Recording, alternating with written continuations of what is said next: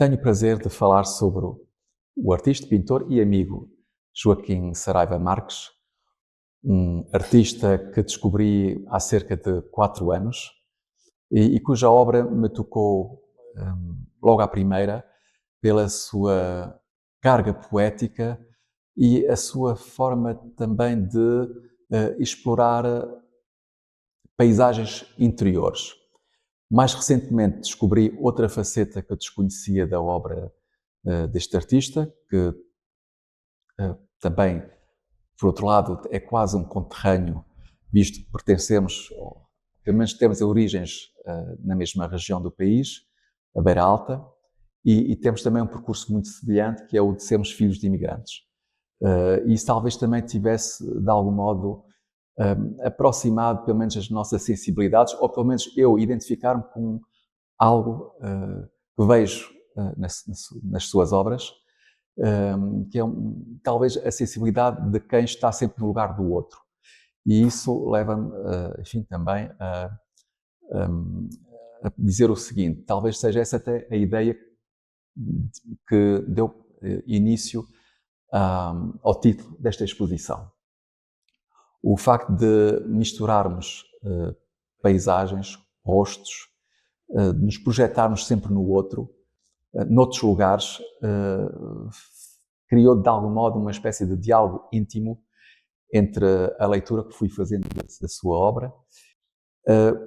Quanto ao seu percurso artístico, sei que nasceu na Alemanha, formou-se em artes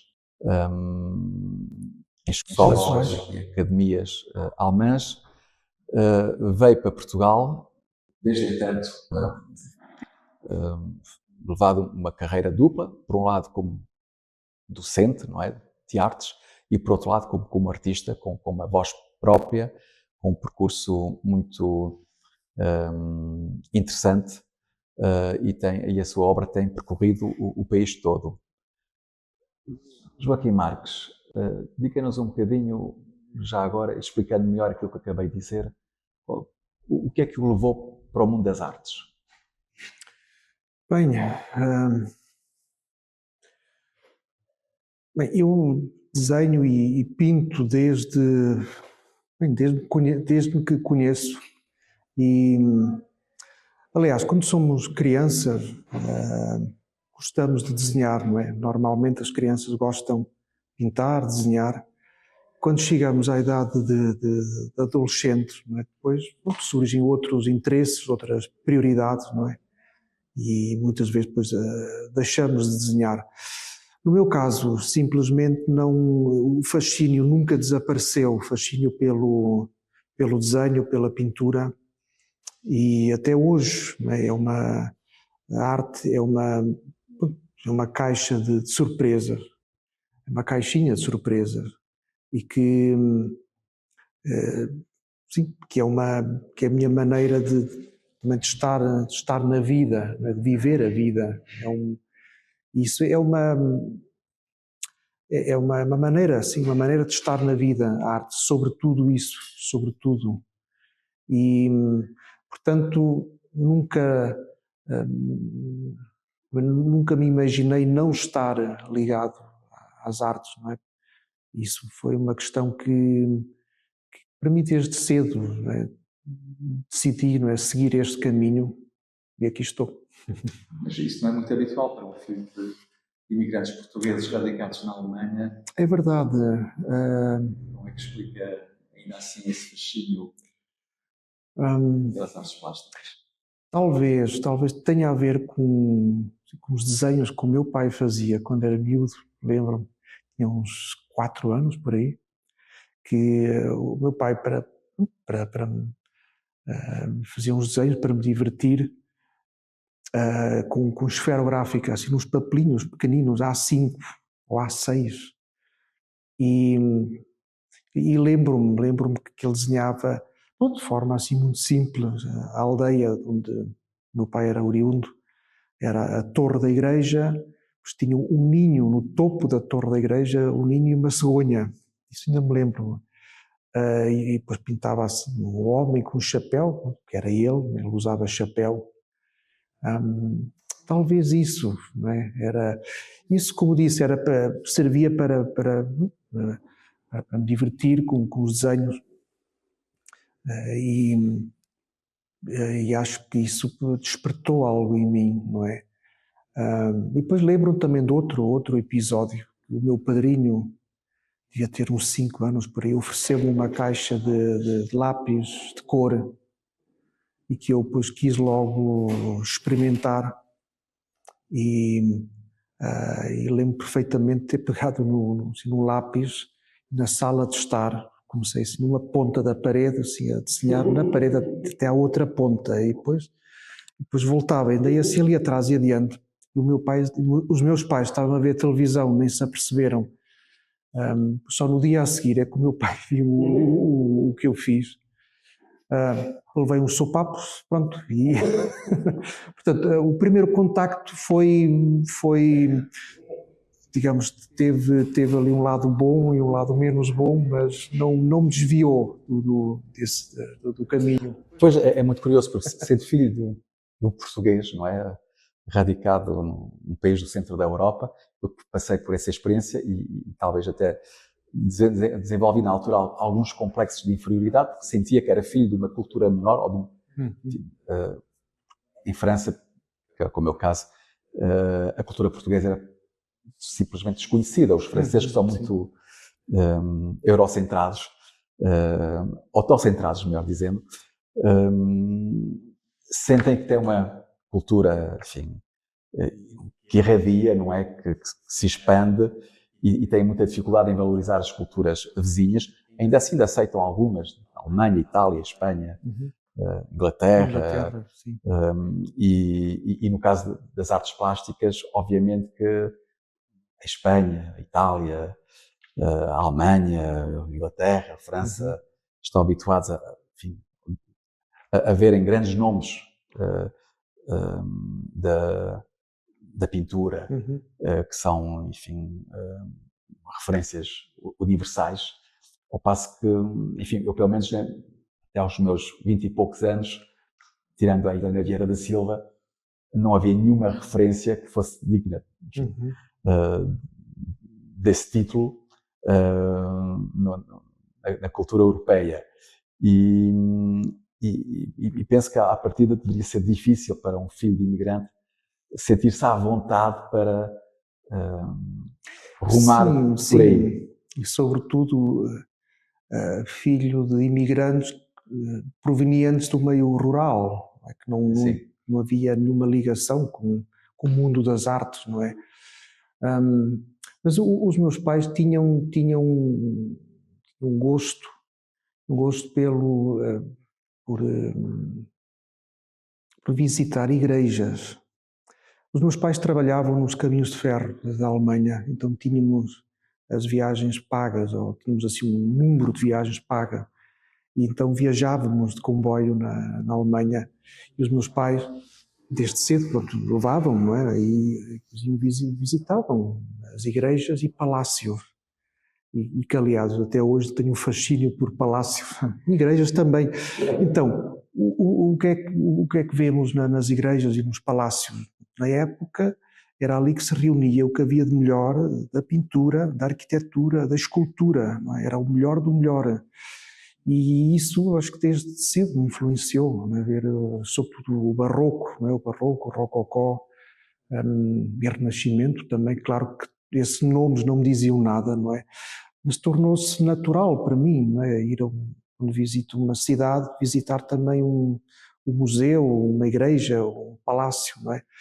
Que já os outros, a maior parte dos imigrantes, não faziam isso. Aí os meus pais, de facto, eram uma grande exceção, Porque eu lembro que em Frankfurt, portanto, estávamos a viver, os outros imigrantes não, era só casa, trabalho, casa, e não visitavam museu nenhum em Frankfurt, não, nada. Então, e aí os meus pais, ambos, né, tinham o gosto por viajar, visitar museus, e isso acho que se influenciou muito, muito.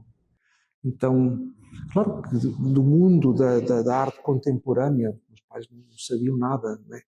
Sabiam, já tinham ouvido falar em Picasso, não é? Picasso, e, mas não, sim, mas pouco mais. E Miguel Ângelo, não é? Por causa das pinturas da Capela Sistina, que eu lembro-me que apareciam na Bíblia que o meu pai tinha, apareciam imagens da Capela Sistina. Então também conhecia o nome desse artista.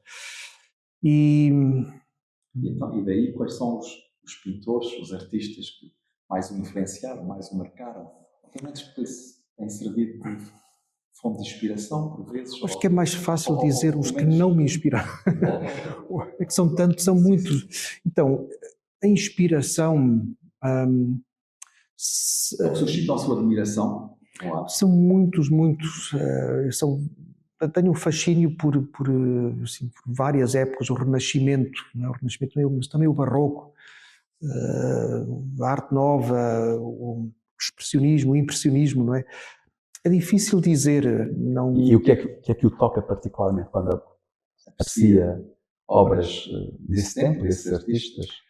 O que me toca é que será o pormenor, a perfeição do traço, eu acho que as cores, a fragilidade humana. A fragilidade humana, a condição humana, não é? Que tudo muda, mas ou quase tudo muda, assim, ao longo dos séculos, mas há coisas que não mudam, não é? E isso, há muitas obras que se nota que a fragilidade do artista, o artista enquanto ser humano também, não é? E porque a obra, quando vemos uma obra na parede, parece fácil, não é? A obra, mas como é que foi parar lá, não é? Porque não é só pegar num pincel e pintar, é toda uma vida, não é? Uma biografia que está por detrás e que um artista, tal como qualquer pessoa, não é? Também tem que lutar com as vicissitudes do dia a dia, não é? As dificuldades, os obstáculos que surgem na vida, não é? E isso muitas vezes também se reflete depois na pintura, e isso acho, sim, isso toca-me particularmente.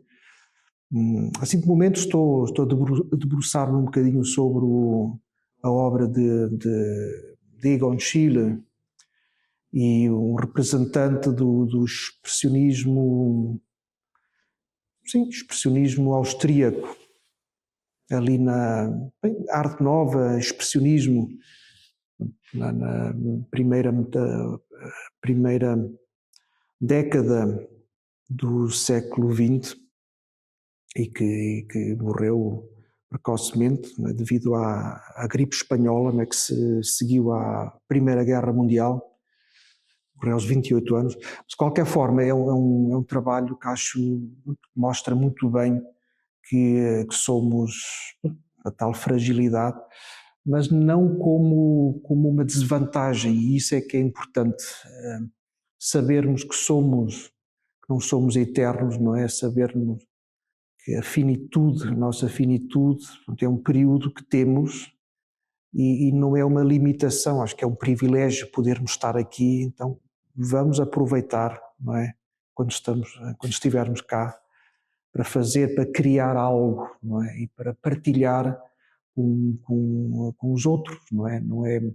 Porque um artista nunca produz só para si, não é? Normalmente as obras não é para desaparecerem numa gaveta ou num baú, é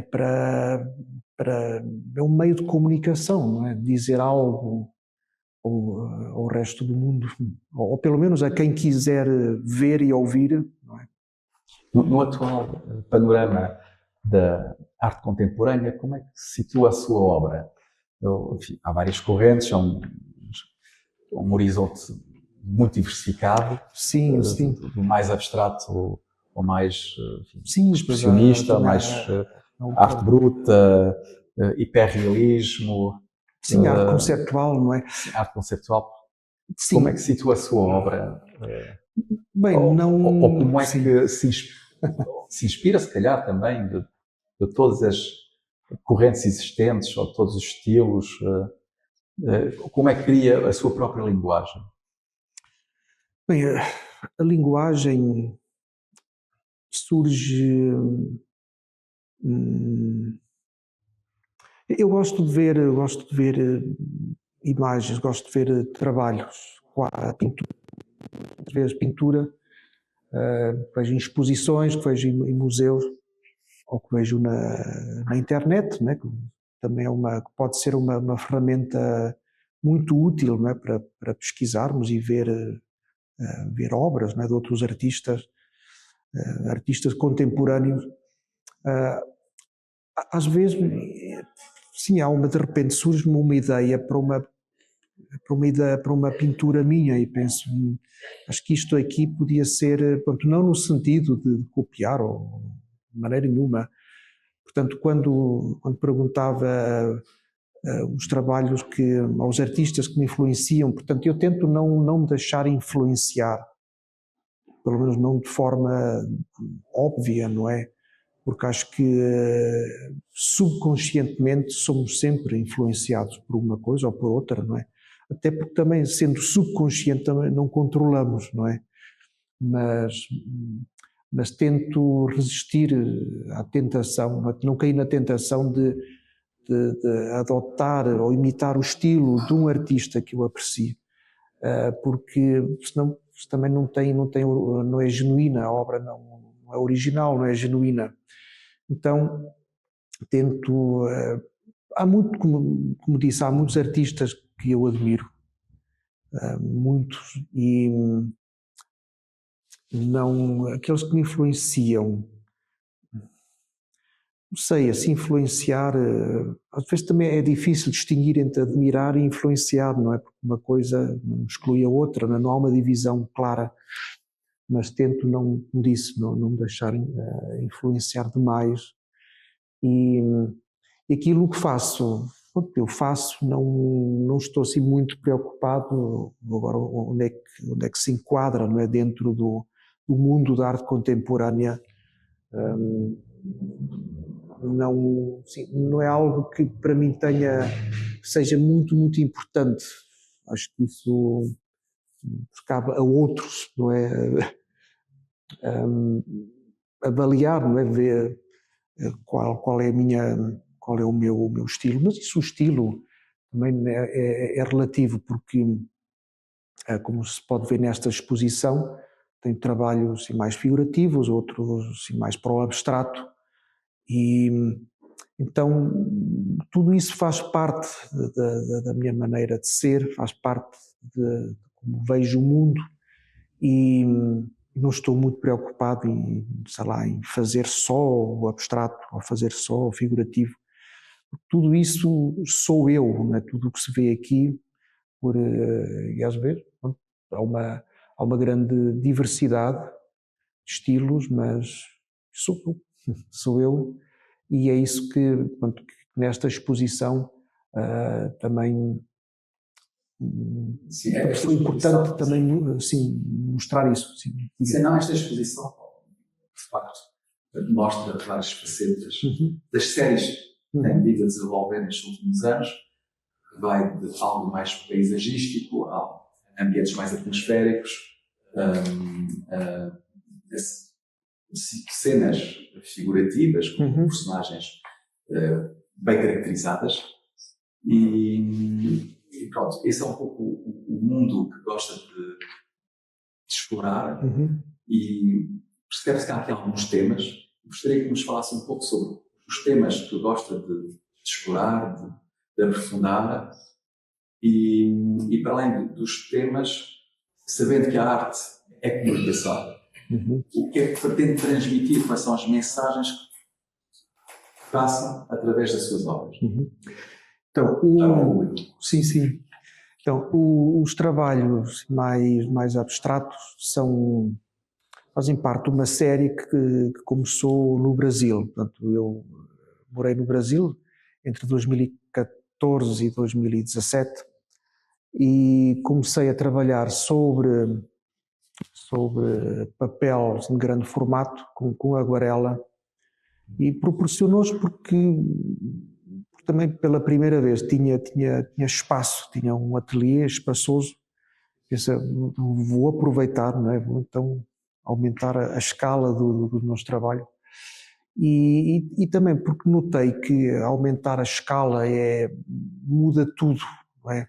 Sobretudo tratando-se de aguarelas. Mas quando pensamos em aguarelas, pensamos em trabalhos, sei lá, do tamanho A4 ou A3, não é?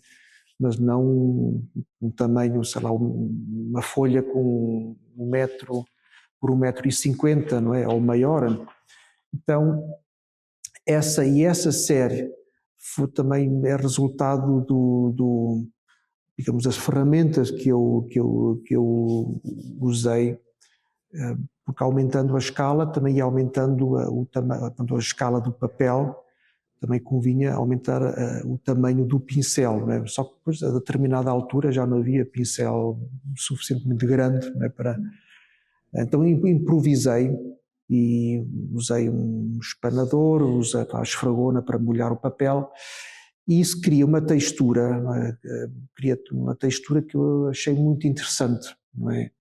E muitas vezes sou questionado se eu quero, ou se isso faz alusão à pintura oriental, não é? Oriental. Eu aprecio muito a pintura oriental, mas nunca foi essa a minha intenção. A minha intenção era desenvolver um método que me permitisse trabalhar, produzir assim, um ritmo muito assim, acelerar, de maneira que não tivesse tempo para pensar, porque às vezes o que me acontecia é quando pintava a óleo, né? Depois pensava, depois não gostava, sobrepintava e não saía dali, não é? Então às vezes lembro-me da frase que o professor Castro Caldas uma vez me disse, porque eu fiz um projeto individual no Arco, em Lisboa, e o professor Castro Caldas disse-me o seguinte: Joaquim, tu pensas demais. E é isso, às vezes o pensar não, ao pensar demais pode ser um obstáculo, não é? Então, ao desenvolver essa técnica com o papel molhado, ensopado e um ritmo assim acelerado, o ritmo é imposto pela água, né? É o tempo que a água leva a evaporar e não é muito tempo, e isso obriga-me a acelerar. E aí é um método, uma abordagem intuitiva, menos pensada, não é?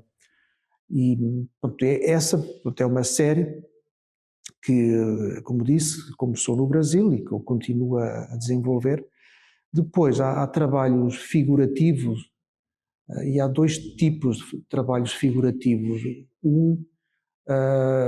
Uma série são trabalhos, muitas vezes são fotografias que eu minhas ou que vejo, que encontro na internet e que me dizem algo.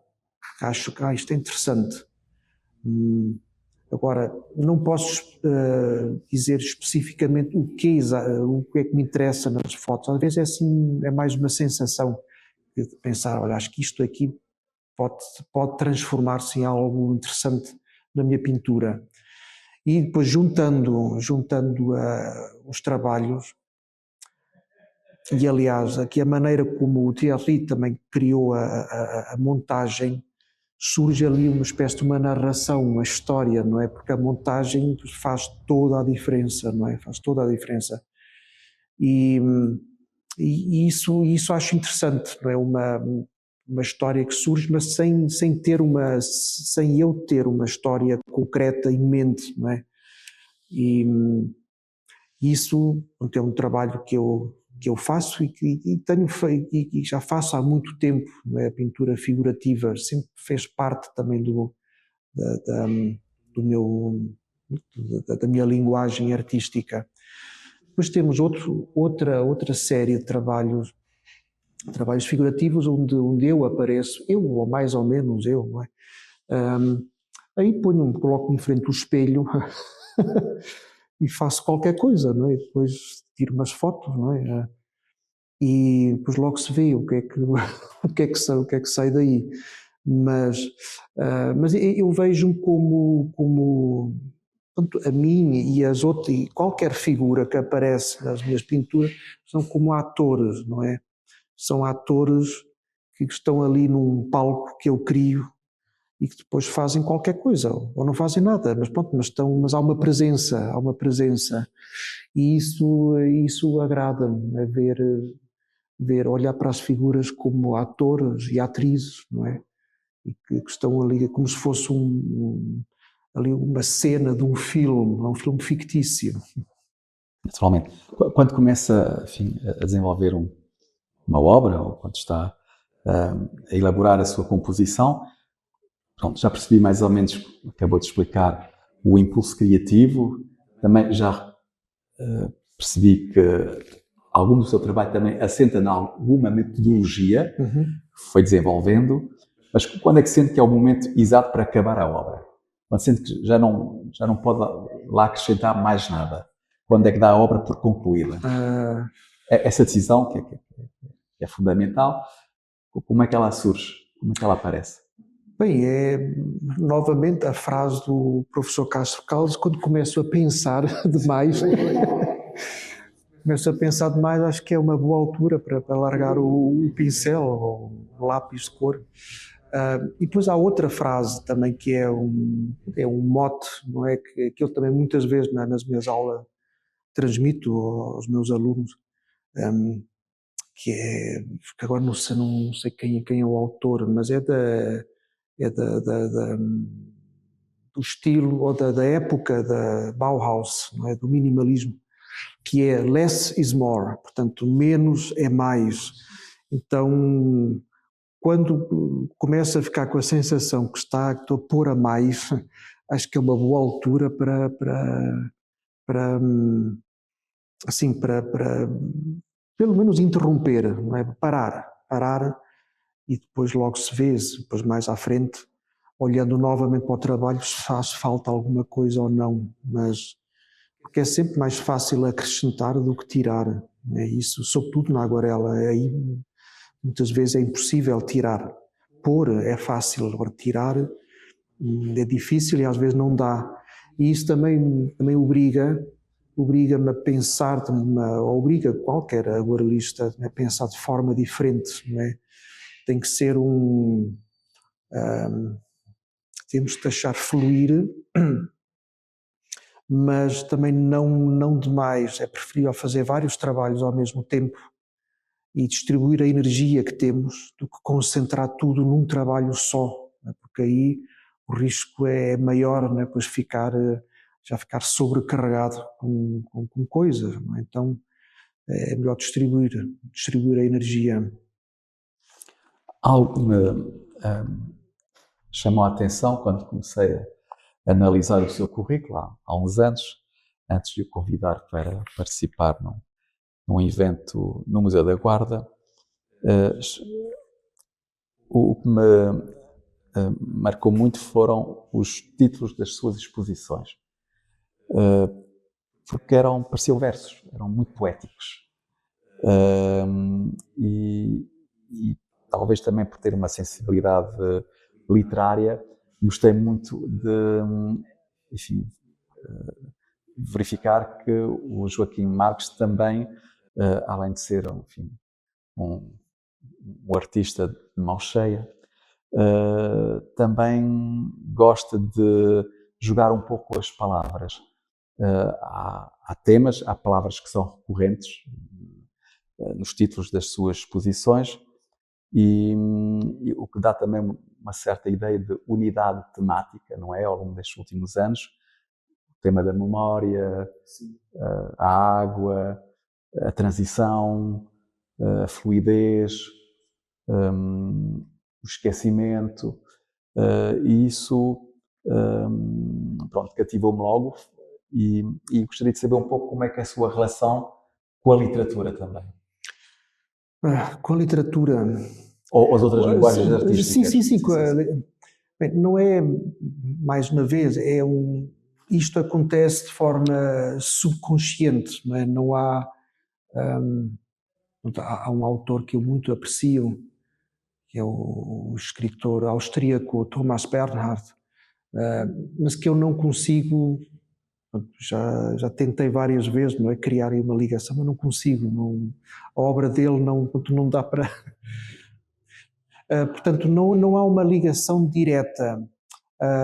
Eu gosto, às vezes inspiro, quer dizer, às vezes pego mesmo em linhas de canções da música rock, pop, que acho que tem uma qualidade poética e serve título para um trabalho meu, ou então inspiro-me nessa linha,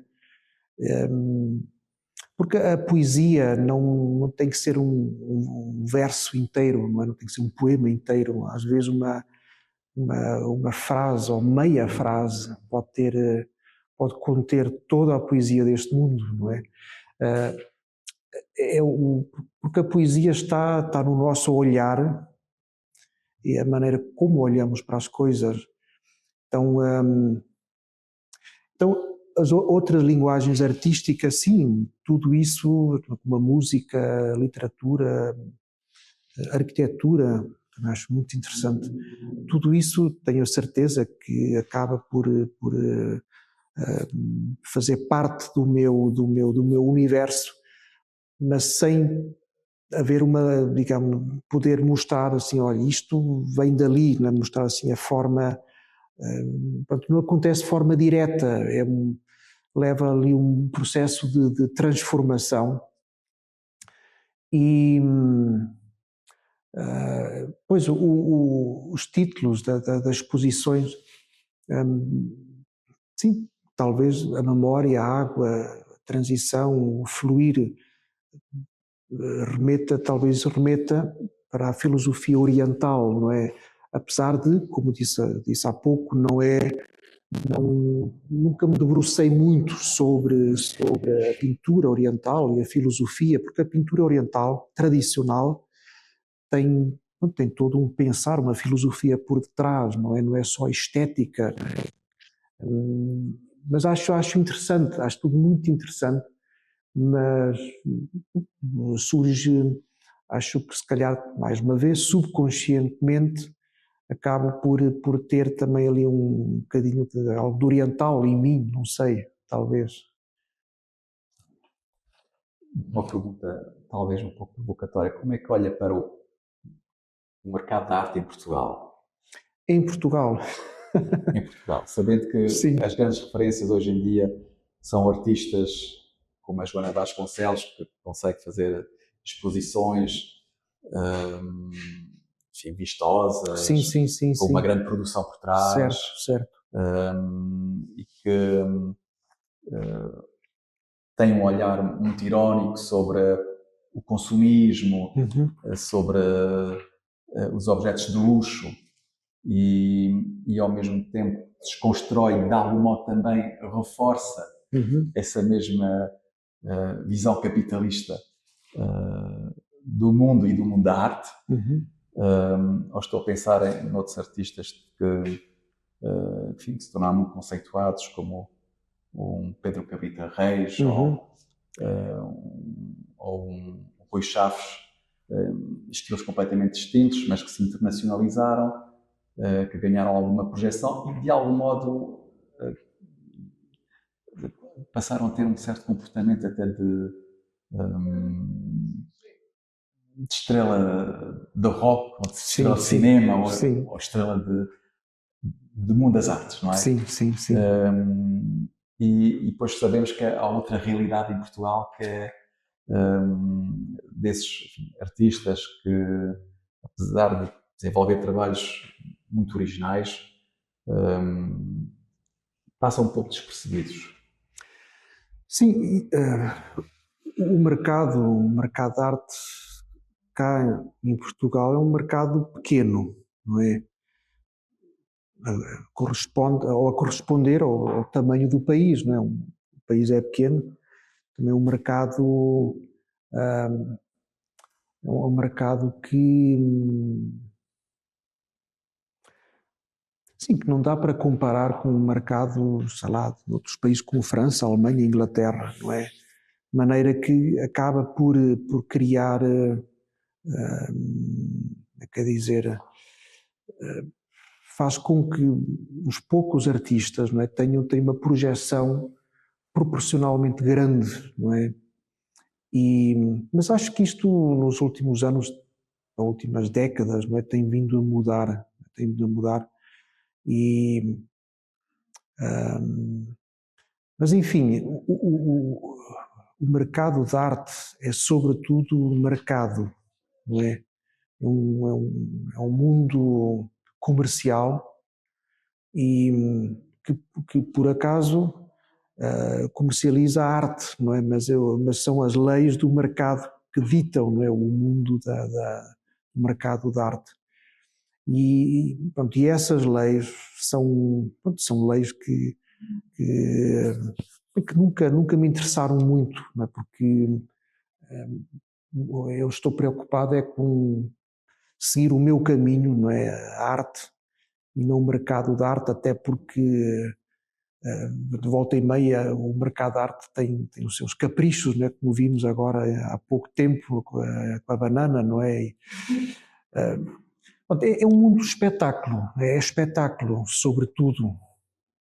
A esse respeito, e por curiosidade minha, como é que define o colecionador que tem adquirido obras suas? Bem, sim, o colecionador é alguém que interessado em trabalhos meus, é alguém interessado em trabalhos autênticos, não é? E que precisamente não seguem ou não estão trabalham preocupados com as leis do mercado da arte. E portanto sim, e acho que tem que ser alguém que aprecie a poesia, não é? Como o Thierry há pouco mencionou, a poesia e a subtileza dos trabalhos. E porque às vezes a beleza de uma obra não é pode não ser visível à primeira vista. Ou talvez sim, mas tem sempre outra dimensão. Por exemplo, os trabalhos mais abstratos, né, convidam à reflexão, convidam à contemplação, e isso não se faz em 2 segundos, não é? Que é assim um pouco o ritmo ao qual nos habituamos, não é? Assim, ao ver o telemóvel, lá passamos com o dedo, são 2 segundos, pronto, e mudamos de imagem. Então isso não funciona, não é? Com obras que requerem mais tempo. E então é alguém tem que ser alguém que esteja disposto a olhar com alguma paz de espírito, não é? Para as minhas obras. E porque, sim, não são trabalhos, sim, sensacionalistas. Diria que é essa sim, há um certo silêncio, talvez, mas um silêncio no bom sentido, espero eu, que caracterizam os meus trabalhos. Muito bem. Uma última pergunta.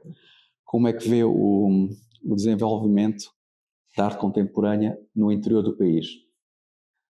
Temos aqui o exemplo desta galeria, que abriu para projetar artistas e a arte contemporânea, numa cidade que tem já uma grande tradição no investimento e na prática e na apreciação da arte, mais tradicional ou mais ousada, mais escrita na atualidade.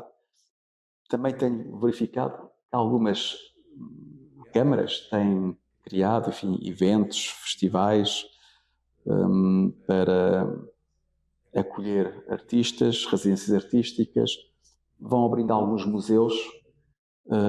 Como é que vê esta dinamização, este evoluir da arte contemporânea no interior do país?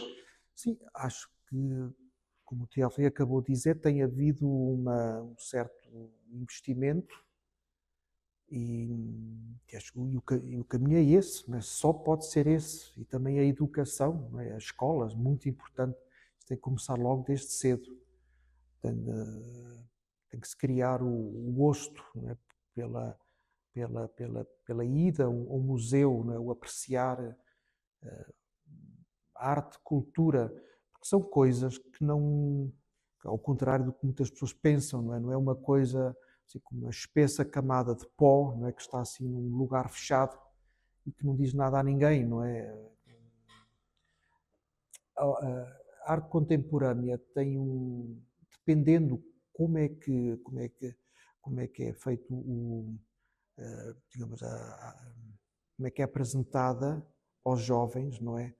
Pode despertar neles curiosidade e podem ver que não é uma coisa exclusiva, não é? Acho que nunca foi tão fácil apreciar a arte como hoje e fazer arte como hoje, não é?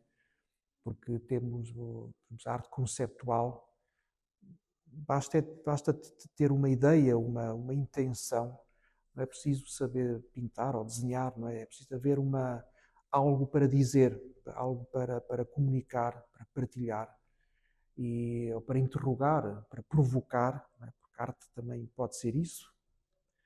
Então, acho que isso é assim, aos poucos, está a chegar ao interior do país e é muito importante, não é? Que a arte não fique concentrada apenas em Lisboa, Porto e Coimbra e talvez mais, sei lá, pode haver Braga, não é?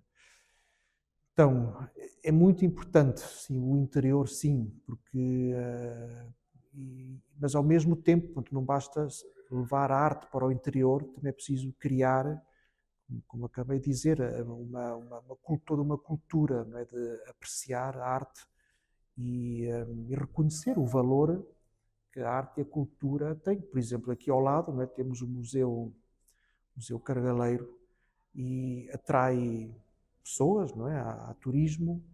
Então, a arte e cultura também podem contribuir para a valorização de uma região. Não é? Portanto, não é só um desperdício de dinheiro público, não é? Bem pelo contrário, pode contribuir para valorizar toda uma região. Muito bem, já estou esclarecido. Bem, parece que chegamos ao fim da nossa conversa. Queria agradecer ao público aqui presente e que teve também a amabilidade de intervir e de interagir com o artista e agradecer ao artista que se prestou a responder às minhas perguntas. Não, enfim, não é que ele não esteja habituado a responder a muitas delas, não é? Porque imagino que o artista passa parte da sua vida a responder a perguntas muito semelhantes, mas sem dúvida. A ideia também era, enfim, apresentar a sua obra, revelar um pouco da sua personalidade também, como artista e como pessoa, e tem sido um privilégio conhecê-lo e aprender muito também consigo e com a sua obra. Obrigado, Joaquim. Obrigado eu pela oportunidade de poder estar aqui e partilhar convosco o meu trabalho. E a partilha no fundo, é o mais importante, não é? E isso no fundo, é o que nos leva, não é? A mostrar trabalhos. E também esta conversa que tivemos também é importante, não é? Porque não é só produzir a reflexão, não é? Sobre o processo e a intenção, não é? Que está por detrás, é fundamental. Então, mais uma vez, obrigado. Uma palavra de fim, agradecer também ao galerista, Sim, ao César Correia, exato. Que foi quem nos desafiou e proporcionou este momento. Exatamente. Obrigado, César. Obrigado.